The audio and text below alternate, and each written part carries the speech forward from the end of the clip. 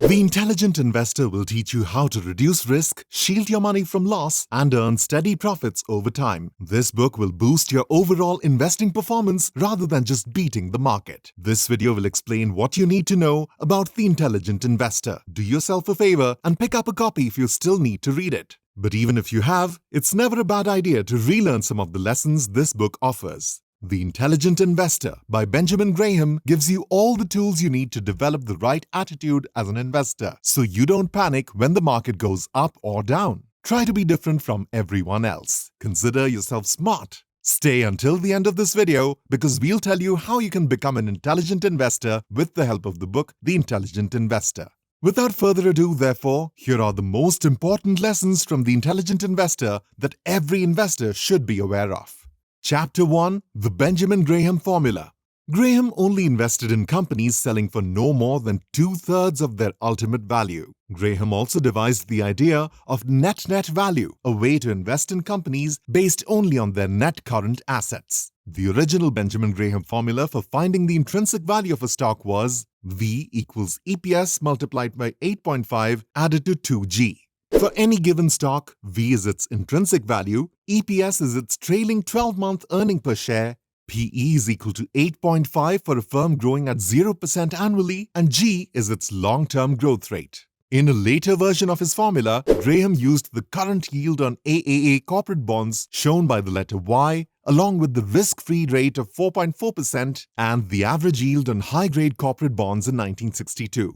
Chapter 2: The Mysterious Character of Mr. Market. Graham liked to use the allegory of Mr. Market. Every day, a mysterious character known only as Mr. Market appears at the office of a stockholder and makes him an offer to purchase or sell his shares at an arbitrary price. In some cases, the suggested prices make sense given the market conditions, but they must be changed in many others. Individual investors have an advantage over those who feel like they have to stay in the market at all times, no matter how much stocks are worth. They can accept or reject Mr. Market's offers on any given day. To get the most out of their investments, investors should ignore Mr. Market's mood swings and instead focus on how their companies are doing and the dividends they get. Investors are neither correct nor incorrect if they share the views of other investors. What matters is the investor's ability to back up their claims with data and research. Chapter 3: Value Investing. Value investing determines a stock's worth apart from its current market price. One way to determine a stock's real value is to compare its market price to the company's assets, profits, and dividends. If a stock's actual value is higher than its current market price, which means it is undervalued, investors should buy it now and wait for its price to return to its long-term average. The mean reversion principle says that a security's market price and actual value will eventually get closer. When this happens, the stock price will accurately reflect the stock's worth. A stock is purchased at a discount when it is bought by an investor for less than it is worth. As soon as the stock price reflects the company's actual worth, they should unload it. Chapter 4: Margin of Safety. Graham said that investors need a strategy that allows for some opportunity for a mistake on their part. One of the most effective methods is to invest in companies that are out of favor or are trading at a discount to their intrinsic worth. An investor's propensity for irrationality, the impossibility of accurately predicting the future, and the inherent volatility of the stock market might provide investors some welcome breathing room. Portfolio diversification. Stock purchases in firms with solid dividend yields and low debt-to-equity ratios are all ways in which investors may increase their margin of safety. In the case of a company's bankruptcy, this buffer zone will reduce the investor's loss. Chapter 5: Dividend Stocks. Graham wrote extensively on investing, and much of what he said is just as applicable now as it was when he first wrote it. Graham said that investors couldn't access reliable information because companies needed to report their finances clearly and consistently. Later in life, Graham would produce a book on how to make sense of a company's financials, including the balance sheet, income statement, and other key metrics. Graham argued that firms should distribute a portion of their profits to their shareholders as dividends rather than hoard the money indefinitely. Chapter 6: Warren Buffett's relation with the intelligent investor.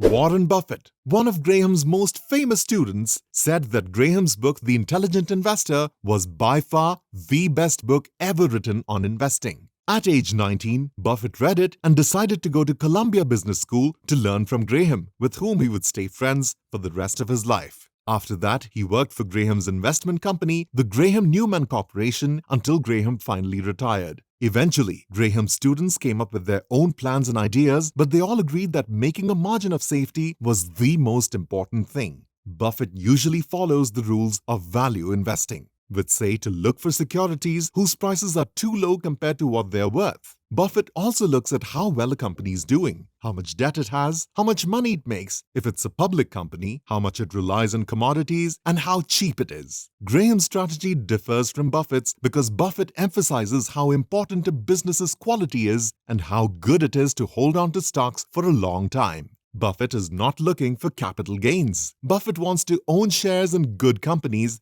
that are very good at making money. It doesn't matter to him if the stock market figures out how much a company is worth. Still, Buffett said that Graham's ideas have never made anyone lose money. And before we learn more about what the intelligent investor can teach you, make sure to hit the thumbs up icon below to like the video. Chapter 7. How can you become the intelligent investor?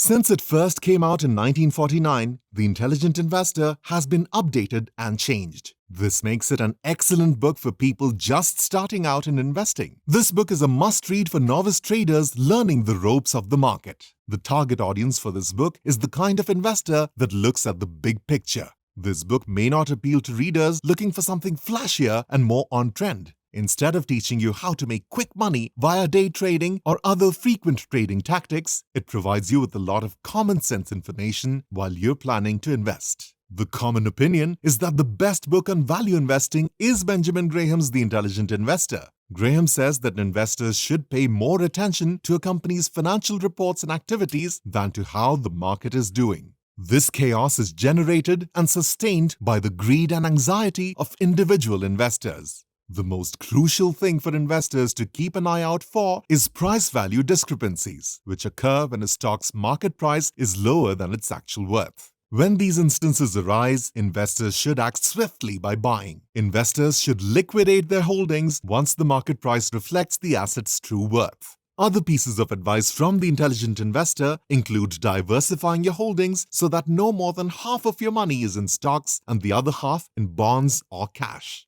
Avoiding the temptation to trade frequently, capitalizing on market swings and volatility, not buying stocks just because they are in vogue, and keeping an eye out for signs that a company is inflating its earnings per share. Even though it came out more than 70 years ago, this book still holds well. Graham's advice to investors to always leave some room for error when making a purchase is just as good today as it was when he first said it. After doing their research, investors should buy shares of a company at a discount that will protect them if the stock price goes down. Graham's advice to investors is to always have a backup plan in case the market gets rough is also good. Benjamin Graham says that anyone who wants to do well as an investor should follow the two rules of valuation and patience. To find out how much a company is really worth, you need to be ready to do some research. Then, if you buy shares in a company, you must be prepared to wait until the market figures out that it is undervalued and raises its price. If you only invest in companies that are trading for less than what they're worth or their intrinsic value, the investor has a safety net in case the business fails. This is called the margin of safety and is the most important part of investing.